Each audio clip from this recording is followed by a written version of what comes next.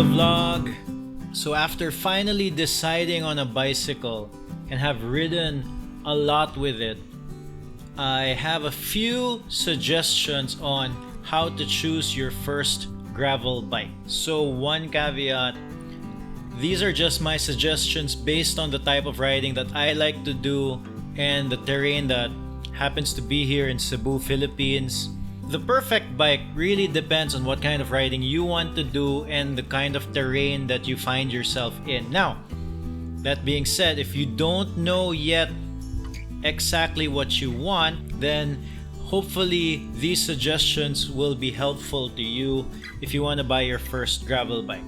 So first of all, I want to get budget out of the way. So budget is subjective. Everybody's budget is different. When I first bought a gravel bike, I looked for the most affordable bike that I could find, and the bike that I found was the Jamis Renegade Exile. It's that frame over there. I'll get it. So this is the frame from my Jamis Renegade Exile. It was a great bike. I got all the parts out and put it on my new bike. In many cases, the more money you spend, the higher quality it generally is. Generally speaking, not all the time, but generally speaking, the more you spend, the higher the quality and the more features the bike will have. That said, in terms of the gravel bike, I think there are a few things that you should look at in order to make it a good gravel bike, and I'll get to those things. First thing let's talk about is frame material. Let me put this back. First thing we'll talk about is frame material. I don't think it's that important, honestly. Some people like steel, like I am a steel fan. I like steel bikes, but they are not the perfect bikes. They tend to be heavy, but people generally like the feel of steel. Of course, there are aluminum bikes which are just as good, but some people don't like the feel, but it is lighter than steel and is more affordable than steel. So aluminum is a good material. There's of course carbon. Carbon is the lightest, the stiffest. If you want to win the Tour de France, you will get a carbon bike, but they are a little bit more brittle than the rest of the material on this list. And there's of course titanium, which is really expensive. Carbon's expensive too. Titanium, which is really expensive but has the characteristics of steel and is lighter than steel. Material is, it's also subjective. I don't think frame material is something that you should put that high up on the list when buying a gravel bike. While we are on frames, another thing to look at is bike geometry. Now, the nice thing about the gravel genre of cycling right now is that there aren't any real rules yet. So the bikes all look kind of different. If you look at like the new road bikes now, they all kind of look the same. So it's not very interesting. But the gravel bikes, they all look different in terms of geometry. You'll have something that's more mountain bike geometry, which is probably a little bit more upright. Something that is better to bike on off-road or on the trails. Or you'll have like a bike that is more road-like geometry. So something like my Surly Midnight Special, that has a more road-like geometry feel. It is more like a traditional road bike and handles really well on the road or on tarmac, but probably a little bit too twitchy for off-road, and so many geometry types in between also. So, but if you're a new rider and you don't really know what you want, I don't think it's that important. I think what's more important is you should get a bike that fits you. Bike fit is super important. You want a bike that can fit you. This might be one of the reasons to get a more expensive bike, because the bikes from bigger, more known brands tend to have their geometry charts online, so you can look at the geometry charts. Geometry is a whole different subject that I won't get into, but if you start looking and you want to figure out how the bike fits, then you can start looking at geometry charts. I noticed that it's harder to find geometry charts for the bike brands that are not so well known yet. If you can't find a geometry chart, the other best thing to do, and you should do this anyway, is to go to a local bike shop and fit the bike. Find something that is on your size and actually try to ride it. A good bike shop will allow you to do that. I think that's the first thing that's really important. Get a bike that fits you. Another consideration when buying your gravel bike in terms of the frame is you want a frame that can fit a big tire. So when I say big tire, probably something at least 700C by 40. I think that's 40 mm. So you want something that can fit at least that, or if it's 650B, the 650B equivalent. You could argue, I'm tempted to say bigger tires are better, so as big as it can get, but I'm sure there is a upper limit where it's not so good anymore. But generally speaking, you want a bike frame that can fit a big tire. And you also want a wheel set that is tubeless compatible. So when choosing a bike, look at the maximum tire size it can fit, and if the wheel set is already tubeless compatible.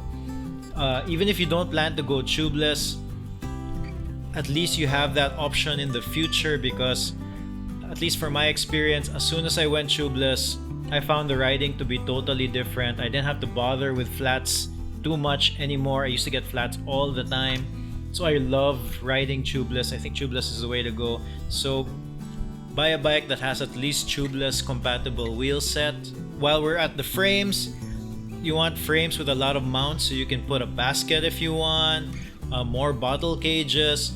It's not a deal breaker for me, but I do like having the option to bike pack with the bike. And then that's one of the nice things buying a gravel bike is these are really good bikes for bike packing in general. I haven't ever done bike packing, but it's something that I want to do in the future. So definitely those mounting points are going to be really useful if you plan to do any bike packing.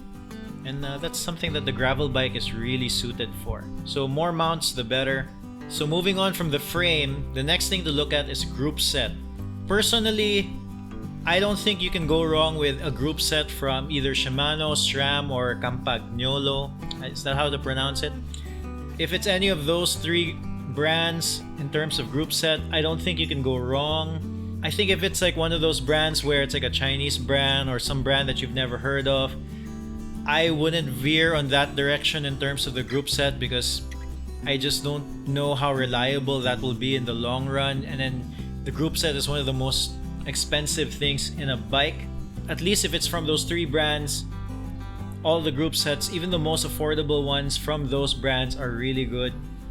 I used to have a Shimano Claris on that bike and it was fine. It was good. I liked it. Also, if you're asking yourself whether to buy a 1x or a 2x, I think that is also personal preference. It's up to you. I have a 2x, but I would like to have a 1x bike just to give it it seems simpler. But 2x does have a wider range of gears, but it's heavier. So there's a lot of pros and cons, and I think it's really a personal preference. So I don't think it's a deal breaker whether it be 1x or 2x. While we're still on the topic of group sets, you should look at the gears that you have on that group set. A lot of the bikes come with an 1128 cassette in the back, and then even sometimes a 5034 on the front. At that ratio, I don't think it's great for climbing up hills, and you see a lot of people complaining that they have a hard time going up hills because if you're climbing, you want a smaller crank in the front, something with not as many teeth, let's say a 30, and then a bigger cassette in the back, which is let's say a 42, because that'll make it easier for you to spin. If it's bigger in the front and smaller in the back, you'll have a harder time going up a hill because it's gonna be literally harder to turn the pedals. I think a lot of the budget gravel bikes tend to be quite over-geared in that sense. So if you can buy a bike that is already at least 1-to-1 ratio, so let's say 34 in front, 34 in the back, and I think that is something to look out for, because I noticed also it might save you more time to just buy a bike with a better gear ratio in that sense, because a lot of people are upgrading their group sets and buying all of these parts and spending a little bit more money than they already did. So if you can get a bike that's built that already has a wide gear ratio, then that'll make climbing up the hills easier. Especially if you live here in Cebu, we have climbs everywhere. A lot of the rides are basically climbs and really steep too. it's normal to go over 10% average incline, so the wider gear ratios, the better. And then of course, if you're talking about gravel bikes, it probably already has disc brakes. With disc brakes, you get to choose between mechanical or hydraulic. Really, either is fine, but if you have a little extra money and you want to go a little bit better, the difference between a mechanical disc brake and a hydraulic disc brake, in my experience, is so big. It's a big difference. Like, the hydraulic disc brake is just so much better.